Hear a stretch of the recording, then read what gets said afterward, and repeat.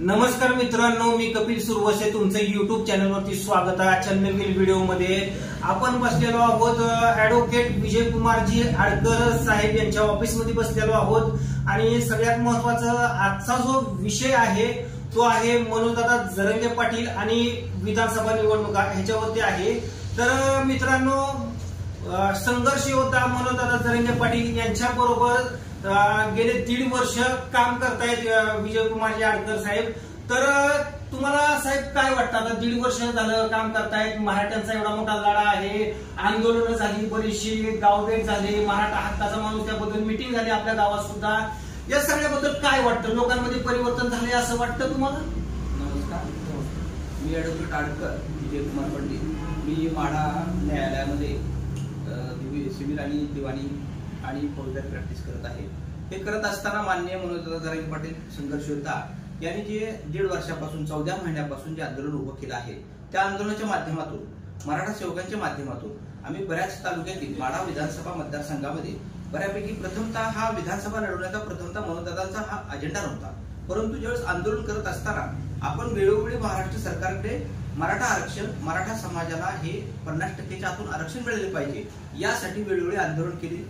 67 दिवस मनोजदादा जरंगे पाटलांनी उपोषण केलेलं आहे, परंतु हे सर्व महाराष्ट्रातील सर्व जनतेला, सर्व सत्ताधाऱ्यांना, सर्व विरोधी पक्षांना माहिती असताना मुद्दामहून फक्त मराठा समाजाला त्रास द्यायच्या उद्देशाने व मराठा समाज एकत्रित नाही व आपल्याला कोणताही त्याच्यापासून डॅमेज करू शकत नाही हा समाज व राजकारणात कुठलाही तोटा होत नाही या उद्देशाने आपला कधीही त्यांनी विचार केला नाही। याचा विषय अशी गोष्ट आहे की मराठा समाज कधीही जातीवाद करत नाही सर, परंतु मराठा समाज जातीवाद करत नसताना मराठा समाज जातीवादी आहे अशी चर्चा केली जाते।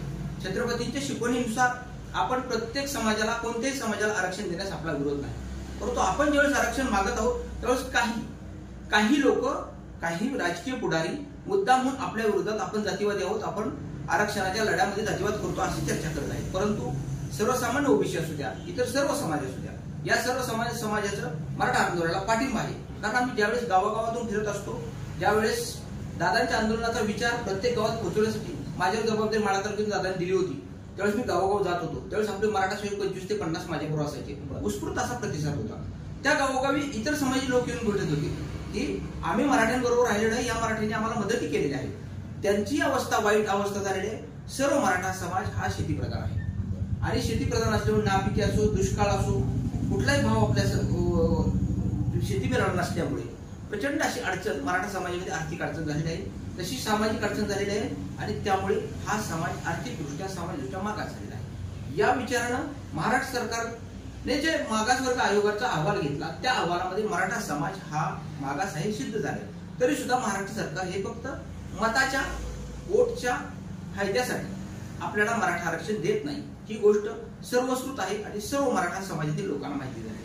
त्यामुळं मला असं वाटतंय की आम्ही त्या माध्यमातून मनोजदादा जरंगे पाटलांच्या आदेशानुसार प्रत्येक गावोगाव या माढा तालुक्यातील, इतर तालुक्यातील गावामध्ये जाऊन जनजागृती केलेली आहे। मराठा समाजाला 50%च्या आत आरक्षण कशासाठी हवं आहे, कुठल्या मुद्द्यासाठी आहे, कुठल्या शैक्षणिक सुविधा आपल्याला मिळणार आहे, या आंदोलनातून बऱ्याच सुविधा मनोजदादा जरंगे पाटलांच्या माध्यमातून आपल्याला मराठा समाजाला मिळालेल्या आहेत। अजून काही कुणबी दाखले बऱ्याच प्रमाणात काढण्याचे प्रकार काढले आहेत आणि इथून पुढे काढण्याचे प्रकार चालू आहेत।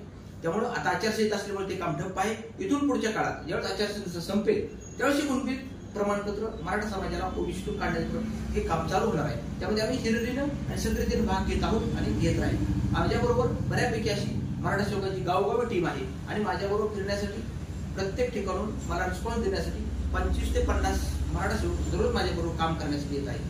अशी वस्तुस्थिती असताना काल दादांनी आचारसंहिता डिक्लेअर होईल आपल्याला सांगितलं होतं की मनोजदादा, महाराष्ट्र सरकारने आपल्याला आरक्षण 50%च्या आत द्यायला हवं, परंतु ते दिलेलं नाही, म्हणून दादांनी पुढची आताची रणनीती आखली आहे। ठीक आहे, तर सगळ्यात महत्वपूर्ण असा प्रश्न आहे की आता आचारसंहिता लागू झालेली आहे, त्याच्यामुळं मराठा आरक्षणाचा विषय आहे ते थोड्या दिवसांनी ठप्प होणार आहे आणि आता जे मराठ्यांची मुख्य मागणी आहे ते मनोजदादांनी जी सरकार पुढे ठेवलेली आहे, सरकार जे काय कानाडोळा करतोय त्याविषयी विधानसभेला 20 तारखेला मनोजदादांनी तुम्हाला काय सांगितलं आणि तुम्ही इच्छुक आहेत का विधानसभेला, त्याबद्दल काय सांगाल?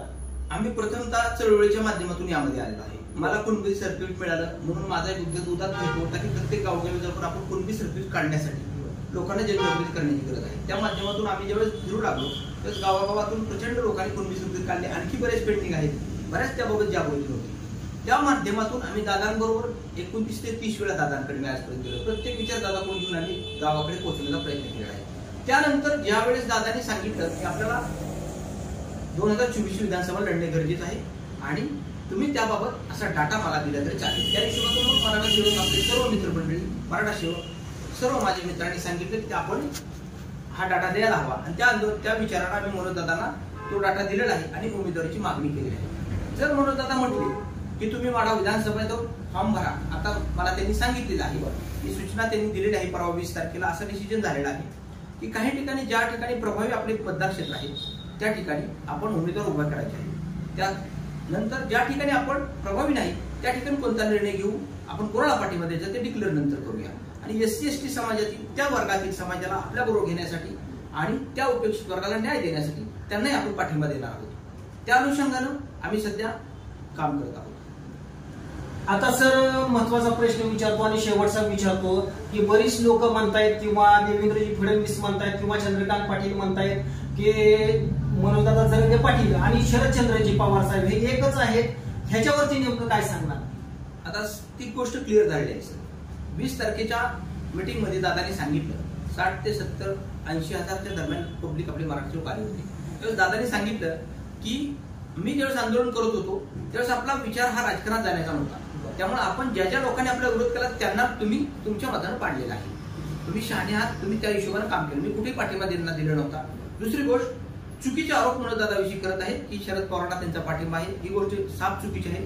त्यामुळे मनोजदादांनी उद्याच्या विधानसभामध्ये स्वतःचे उमेदवार उभा करण्याचा निश्चय घेतलेला आहे आणि त्यांच्यामध्ये खंबीरपणे उभे राहण्याचा निर्णय घेतलेला आहे. कुठेही महायुतीला, कुठेही महाआघाडीला पाठिंबा देण्याचा विचार त्यांचा आज दिसत नाही. त्यामुळं हे क्लिअर झालेलं आहे की मनोजदादा जरांगे पाटील हे कोणत्याही आघाडीला, महायुतीला सपोर्ट करत नाही. फक्त मराठा समाजातील जो उमेदवार उभा राहील त्याच्यामागे खंबीरपणे उभे राहणार आहेत आणि ज्या मतदारसंघात उमेदवार उभे करायचे आहेत त्यानुसार आम्हाला सूचना आलेल्या आहेत. त्यामुळे आम्ही उद्या 2 ते 3 दिवसामध्ये आम्ही त्या संदर्भात मराठा समर्थक, मनोजदादा समर्थक म्हणून विधानसभेचा उमेदवारी अर्ज भरणार आहे.